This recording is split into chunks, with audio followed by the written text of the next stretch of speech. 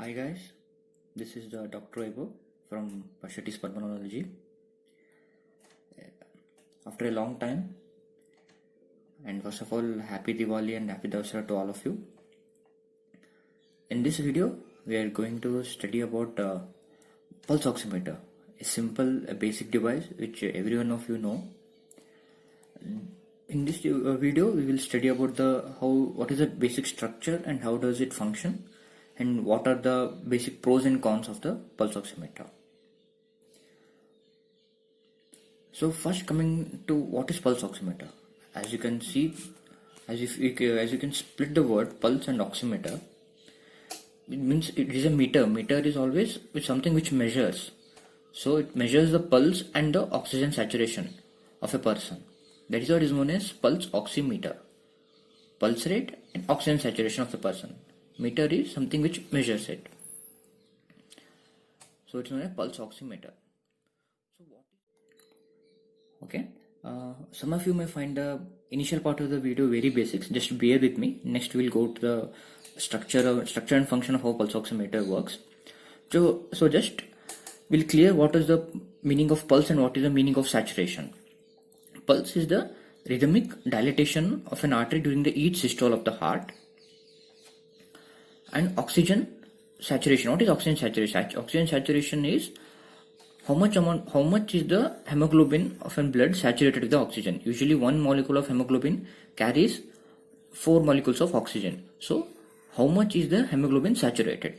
Like, is it completely saturated like 100%, or like if only 3 are there like 75%, 80%? It is known as oxygen saturation. Means how much amount of the hemoglobin is saturated with the oxygen is known as oxygen saturation. That is what we measure in pulse oximeter. Okay, clear? Now let's go to the basic structure of the pulse oximeter. This is the basic outlet of an pulse oximeter. There are two structures over here. One is known as light emitter, another is known as light receiver. Okay. From this end, there is an emission of the particular wavelength of light. The most common wavelength used here is red light and infrared light. Okay, which we'll study in detail in subsequent part of the video. Just remember, this is a basic outlet and it contains a light emitter and then light receiver. Okay, this is a basic structure, and here is a place where we place the finger or an earlobe or in part of a forehead or a nose. Okay, saturation is seen mainly in the basically four places. One is in the finger of the hand or the legs, near to the earlobe. One is the nose and the forehead. It is seen here in these 4 particular places because of the high vascularity. Okay. You all know this is a basic pulse oximetry. When you open it, we can see there in between, among the black color thing, there is a light thing. Okay, that is a light receiver, and at this end you can see the white thing in between along the black thing, that is a light emitter. So from here to here the light travels. Okay, there is a light emitter and this is the light receiver. Okay, so pulse oximetry basically measures the saturation, that is SpO2, pulse rate, and down you can see the graph. Okay, that is known as plethysmographic trace. The downward graph, which is like an pulse, that is a plethysmographic trace. Okay, just remember these things.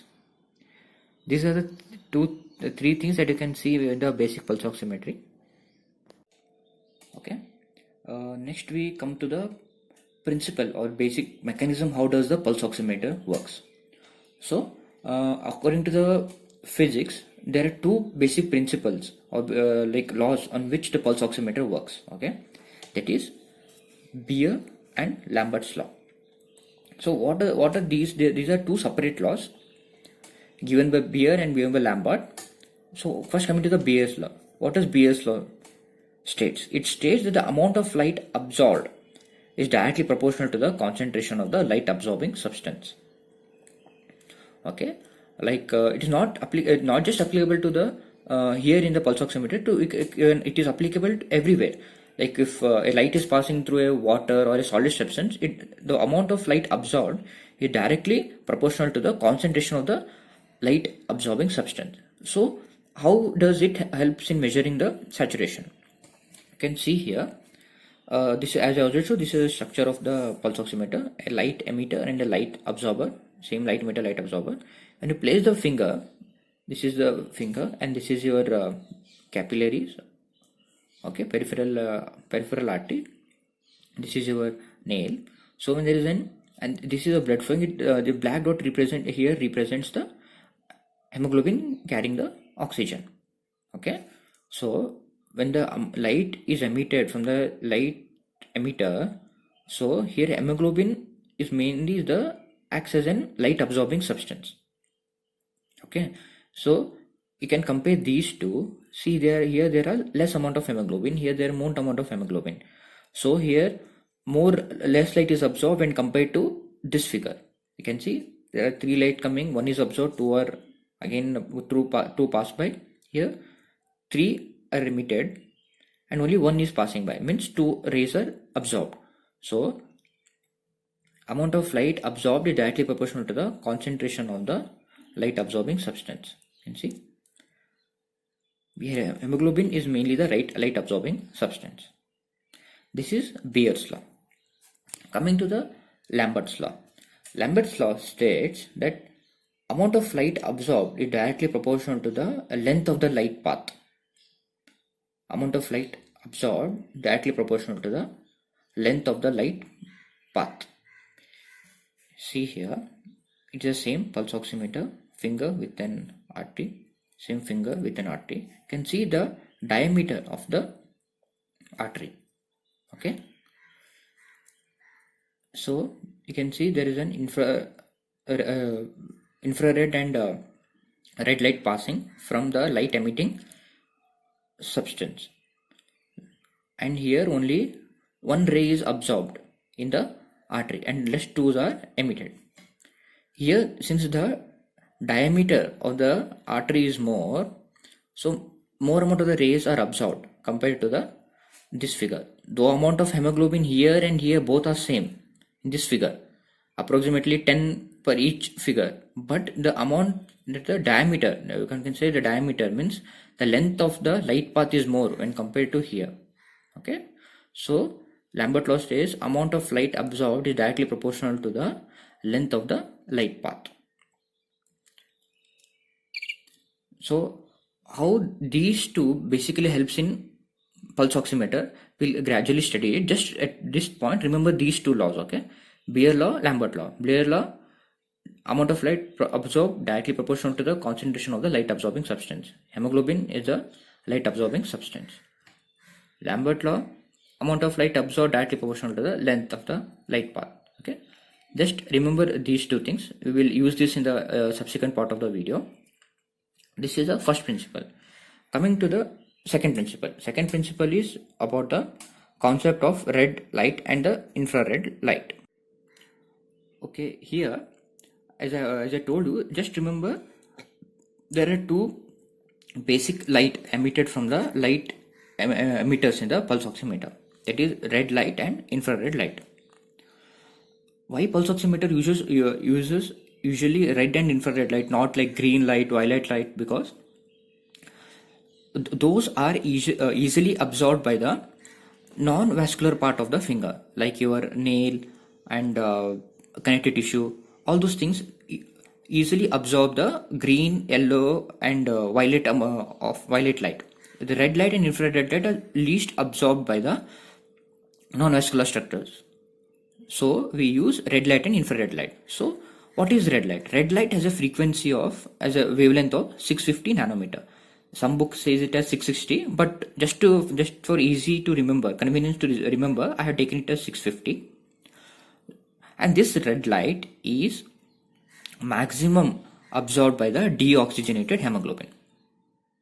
Okay, red light is maximum absorbed by the deoxygenated hemoglobin. It's not that deoxygenated hemoglobin does not absorb infrared, it also absorbs, but the maximum amount of light absorbed is red light by the deoxygenated hemoglobin. Deoxygenated hemoglobin is hemoglobin which lacks the oxygen. Okay. Coming to the infrared light, it has a wavelength of 950 nanometer. Usually many books say it's 940, but for convenient I have taken it as 950. 650, 950, easy to remember. Infrared light is maximally absorbed by the oxygenated hemoglobin. Oxygenated hemoglobin even absorbs the red light, but infrared light is maximally absorbed. So whenever you see an oxygenated blood, it looks bright red because red light is reflected. Infrared light is absorbed. So oxygenated hemoglobin looks red in color. Okay. Just remember these two, red light and infrared light. 650 nanometer, red light maximally absorbed by deoxygenated hemoglobin. Infrared light 950 nanometer, maximally absorbed by oxygenated hemoglobin. Okay. This is the curve. In this curve, there is an absorbance and then wavelength. Okay. You can see at 650 nanometer, the absorbance is maximum by the deoxyhemoglobin. But same absorbance is low for oxyhemoglobin. When compared at 950 nanometer, absorbance of infrared light is high. You can see the absorbance is high. But for deoxygenated hemoglobin, the absorbance of 950 nanometer light or infrared light is low. You can see. This is a graph, okay, which shows deoxygenated hemoglobin, oxygenated hemoglobin, and their absorbance of the red and infrared light. Okay, just remember these principles: Beer law, Lambert law, and concept of red light and infrared light. And these are the two basic principles on which your pulse oximeter works. Okay, next we are going to use both of these and how these both help in calculation of an oxygen saturation and pulse. Okay. Okay. Next, coming to the absorbance ratio. So what is absorbance ratio and how does it help in measuring the saturation?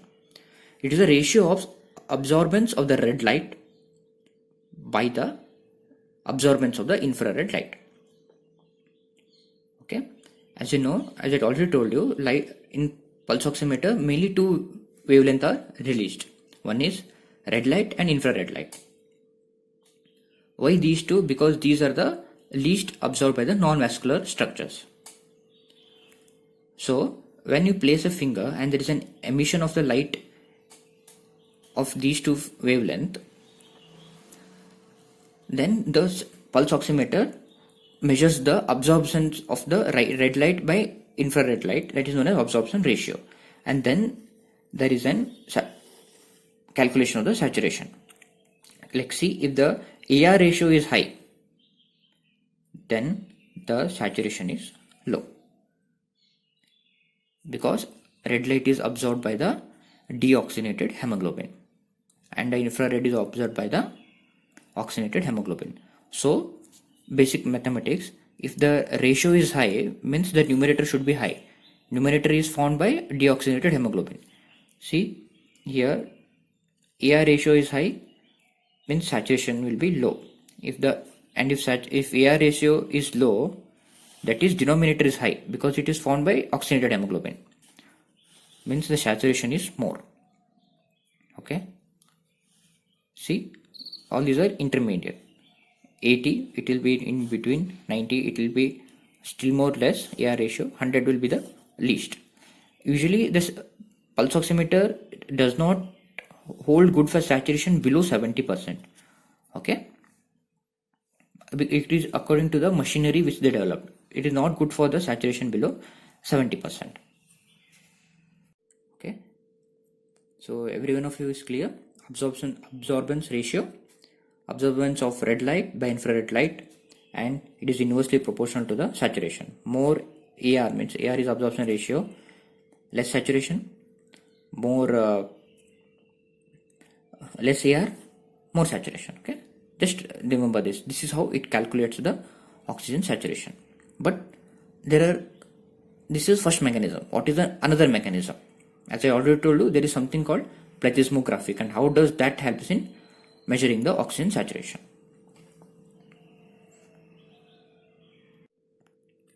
Okay, Next, coming to the change in the absorbance.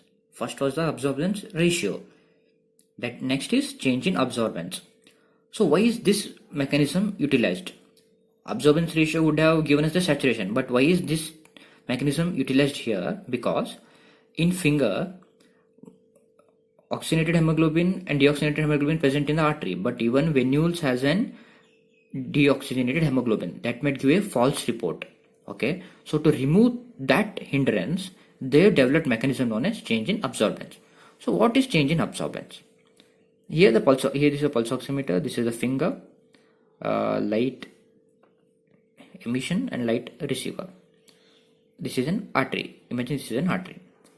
So what is a pulse? It is a rhythmic dilatation of the arterial wall during each systole. So during each systole, the blood flow is more. Okay, blood flow is more. So the amount of the infrared light absorbance will increase. But again during diastole, the blood flow comes down, so it decreases.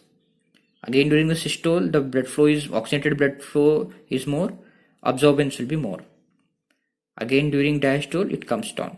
Again during systole, blood flow is more, infrared light absorbance is more, so there is an upward elevation. Again during diastole, it comes down, there is a downward elevation. Again upward elevation during systole, downward movement during diastole. This forms an plethysmographic trace, short form known as pleth. Understood? This pulsation is present only in the artery. It is not present in the venules. Okay. So your pulse oximetry utilizes this mechanism. Means there is a change in the absorbance during the systole and the diastole. Okay. That is known as change in absorbance. But in compared to when in venules, the blood flow is not pulsatile. Correct. So it produces and it absorbs the stagnant or constant part of an light. This is shown by this graph. This is the A graph of an arterial thing, B graph of a non-arterial absorbance of light.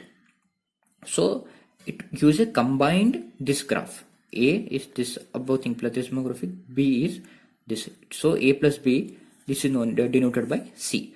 So we need only this thing. We don't need this thing. So pulse oximetry cleverly deletes this thing. So it is C minus B, which forms only A. Correct?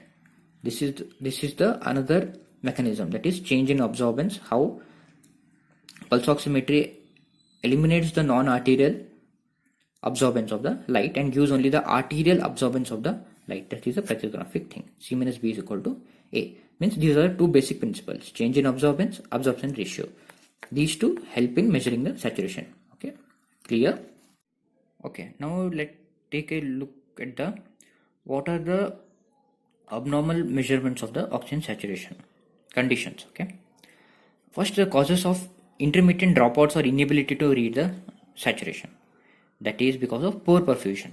Cases of hypovolemia, vasoconstriction due to any cause, peripheral vascular disease or during the cold, anything. Poor perfusion, no blood flow, no hemoglobin, no oxygen measurement. Hypovolemia, decreased blood flow, decreased amount of hemoglobin, and there will be an inability to read the saturation. And conditions where there will be falsely normal saturation, that is carbon monoxide poisoning. As you all know, carbon monoxide has 200 times more affinity to the hemoglobin compared to the oxygen. But carbon monoxide has the ability to absorb the infrared light, same as compared to the oxygenated hemoglobin. So the saturation remains almost normal. Okay, this is the condition where there falls normal saturation, because carbon monoxide also absorbs the infrared light. Okay, so there will be normal saturation. Condition in which there will be falsely low saturation. As I already told, it mainly measures the pulsation. Pulsation will lead to change in the absorbance of light. That is what is measured. When there is a venous pulsations, it gives falsely low saturation. When there is an excessive movement in the finger, and there is a tremors or other thing, or an improper placement of a finger, also gives a falsely low saturation. Or an IV pigmented dye. What happens? IV pigmented dye absorbs the red light, which is similar to the deoxygenated hemoglobin, so it gives low saturation. And next is the fingernail polish. Fingernail polish also causes the false low saturation. These are the three different conditions. Okay, one is the inability to read the saturation, one is a falsely normal, and one is a falsely low SpO2. Okay, this is how. Now we have come to the end of the video. This is what is the, now we have learned what is pulse oximeter, what is pulse, what is saturation, what is the basic structure, what is the principle behind the pulse oximeter, and what are the two mechanisms, that is absorbance ratio and change in the absorbance of light, and what are the three different conditions where saturation can vary. Okay, thank you.